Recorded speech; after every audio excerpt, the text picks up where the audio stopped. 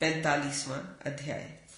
मार्कंडेय जी बोले, राजन, जिन्होंने पूर्व काल में राजा बलि के यज्ञ में सहस्रों दैत्यों का संहार किया था, उन भगवान वामन का चरित्र संक्षेप से सुनो। पहले की बात है, विरोचन का पुत्र बलि महान बल और पराक्रम से संपन्न हो इंद्र आदि समस्त देवताओं को जीतकर त्रिभुवन का राज्य भोग रहा था। नृपवर, उसके द्वारा खंडित हुए देवता लोग बहुत दुबले हो गए थे। राज्य नष्ट हो जाने से इंद्र और अधिक कृश हो गए थे। उन्हें इस दशा में देखकर देव माता अदिति ने बहुत बड़ी तपस्या की। उन्होंने भगवान जनार्दन को प्रणाम करके अभीष्ट वाणी द्वारा उनका स्तवन किया। अदिति की स्तुति से प्रसन्न हो देवादिदेव मधुसूदन जनार्दन उनके सम्मुख उपस्थित हो बोले, सौभाग्यशालिनी, मैं बलि को बांधने के लिए तुम्हारा पुत्र होऊंगा। उनसे यूं कहकर भगवान विष्णु अंतर्धान हो गए और अदिति भी अपने घर चली गई। राजन, तदनंतर समय आने पर अदिति ने कश्यप जी से गर्भ धारण किया। उस गर्भ में वामन रूप में साक्षात भगवान जगन्नाथ ही प्रकट हुए। वामन जी का अवतार होने पर लोक पितामह ब्रह्मा जी वहां आए। उन्होंने उनके जात कर्मादि संपूर्ण समयोचित संस्कार संपन्न किए। उपनयन संस्कार के बाद वे सनातन भगवान ब्रह्मचारी होकर अदिति की आज्ञा ले राजा बलि की यज्ञशाला में चले गए। चलते समय उनके चरणों के आघात से पृथ्वी कांप उठती थी। दानवगण बलि के यज्ञ से हविष्य ग्रहण करने में असमर्थ हो गए। वहां की आग बुझ गई। ऋत्विक गण मंत्रोच्चारण में त्रुटि करने लगे। यह विपरीत कार्य देखकर महाबली बलि ने शुक्राचार्य से कहा, मुने, ये महान असुरगण यज्ञ का भाग क्यों नहीं ग्रहण कर रहे हैं? अग्नि क्यों शांत हो रही है? विप्रवर, ये पृथ्वी क्यों डगमगा रही है?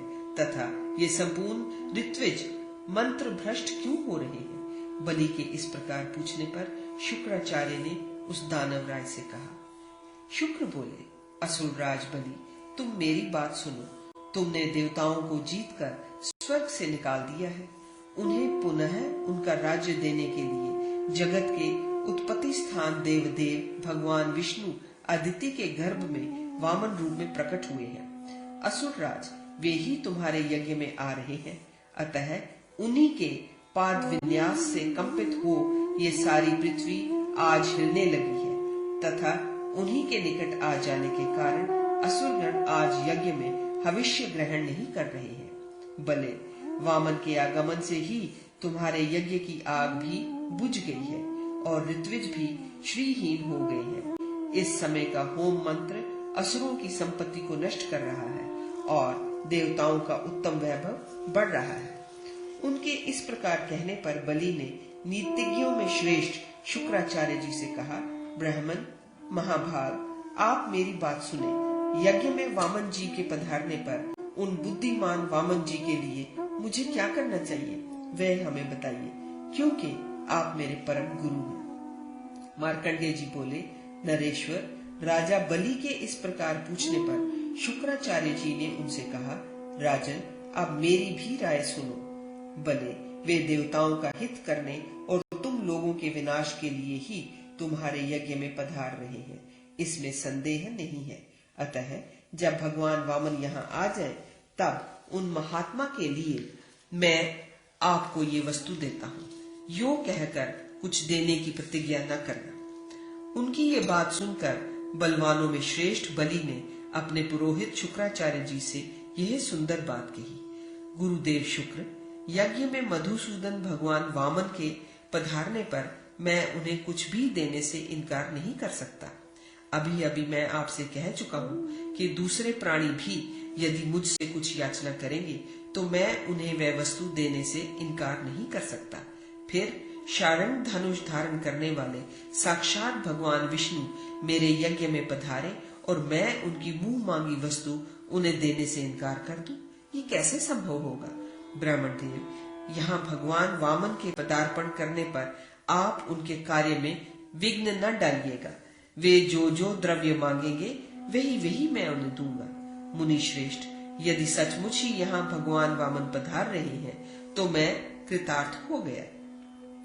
राजा बलि जब इस प्रकार कह रहे थे, उसी समय वामन जी ने आकर यज्ञशाला में प्रवेश किया और वे उनके उस यज्ञ की प्रशंसा करने लगे। राजन, उन्हें देखते ही दैत्याधिपति राजा बलि ने सहसा उठकर पूजन सामग्रियों से उनकी पूजा की।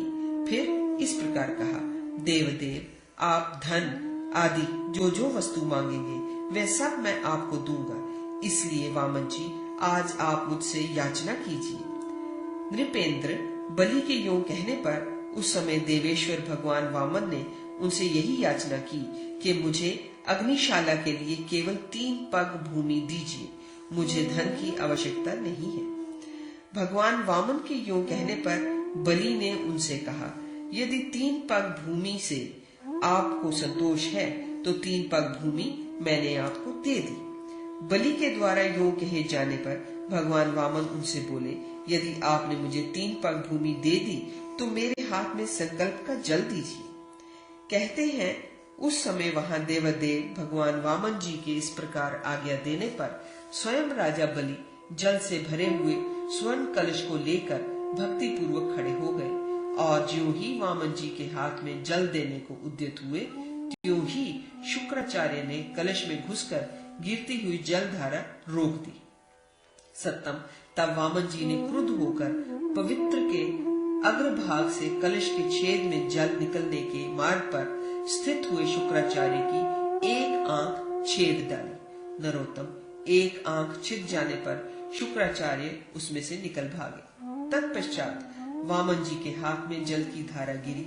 हाथ पर जल पड़ते ही वामन जी क्षण भर में ही बहुत बड़े हो गए। सत्तम, उन्होंने एक पग से ये संपूर्ण पृथ्वी नाप ली, द्वितीय पग से अंतरिक्ष लोक तथा तृतीय पग स्वर्ग लोक को आक्रांत कर लिया। फिर अनेक दानवों का संहार करके बलि से त्रिभुवन का राज्य छीन लिया और ये त्रिलोक की इंद्र को अर्पित कर पुनः बलि से कहा, तुमने भक्ति पूर्वक आज मेरे हाथ में संकल्प का जल अर्पित किया है, इसलिए इस समय मैंने तुम्हें उत्तम पाताल लोक का राज्य दिया। महाभाग, वहां जाकर तुम मेरे प्रसाद से राज्य भोगो। वैवस्वत मनवंतर व्यतीत हो जाने पर तुम पुनः इंद्र पद पर प्रतिष्ठित होगे। तब बलि ने भगवान को प्रणाम करके पाताल तल में जाकर वहां उत्तम भोगों को प्राप्त किया। राजन, शुक्राचार्य भी भगवान वामन की कृपा से त्रिभुवन की राजधानी स्वर्ग में आकर सब देवताओं के साथ सुख पूर्वक रहने लगे। जो मनुष्य प्रातः काल उठकर भगवान वामन की इस कथा का स्मरण करता है वह सब पापों से मुक्त होकर विष्णु लोक में प्रतिष्ठित होता है। नृप, इस प्रकार पूर्व काल में भगवान विष्णु ने वामन रूप धारण कर त्रिभुवन का राज्य बलि से ले लिया और उसे कृपा पूर्वक देवराज इंद्र को अर्पित कर दिया। तत्पश्चात वे क्षीर सागर को चले गए।